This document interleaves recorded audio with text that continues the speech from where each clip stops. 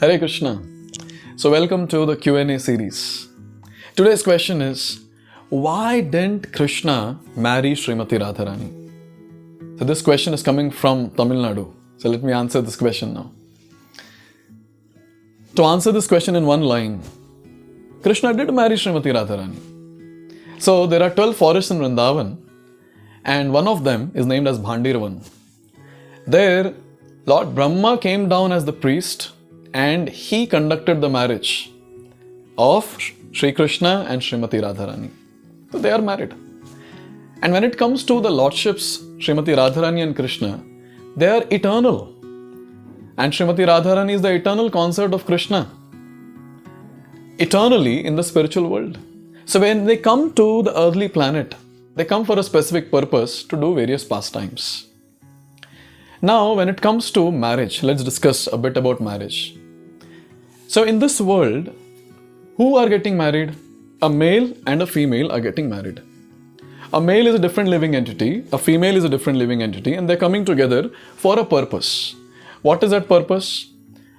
The purpose is to live together a dharmic life. If this custom of marriage is not there, a lot of adultery will get into picture. So this is the reason there's a restriction that is there in the form of marriage for a male and female, and they stay together. Now let's talk about Krishna and Srimati Radharani. When it comes to Lord Krishna, please understand that Lord Krishna is the Supreme Personality of Godhead.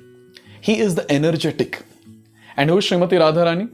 Srimati Radharani is the internal potency of Krishna, or she is the Shakti.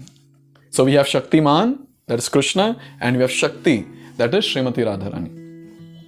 Now, if you properly analyze Srimati Radharani and Sri Krishna, they're actually not two different personalities. They're one. But they have manifested into two different personalities to do various pastimes.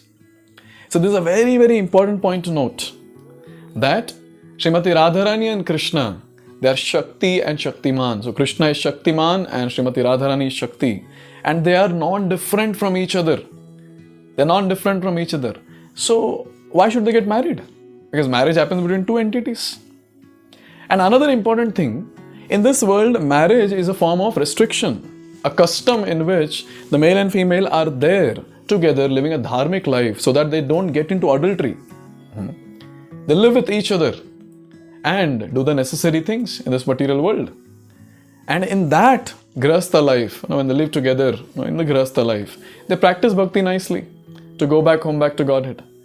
But now we are speaking about Krishna and Srimati Radharani who are from the spiritual world. So why they have to get married? What is the need? So here comes a very important point, that our natural tendency is we pull down the Lord at our level and we start analyzing Him, and who is the reference? We.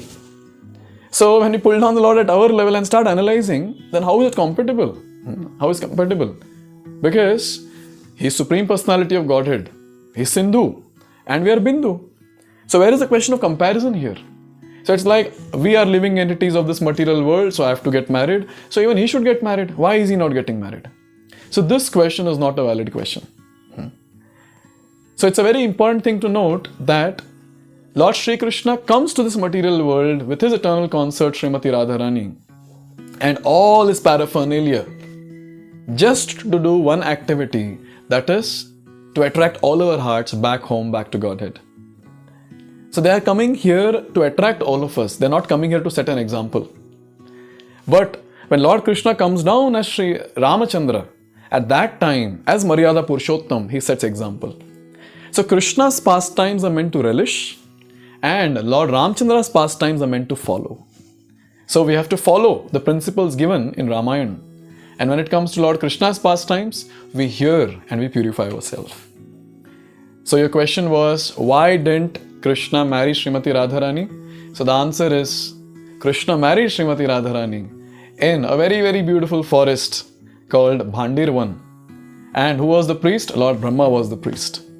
And anyways, they are eternal personalities, they are spiritual. Lord Krishna is Shakti, Shaktiman, and Srimati Radharani is Shakti. And they are not different from each other. So where is the question of marriage for them? I hope this answers your question. Hare Krishna.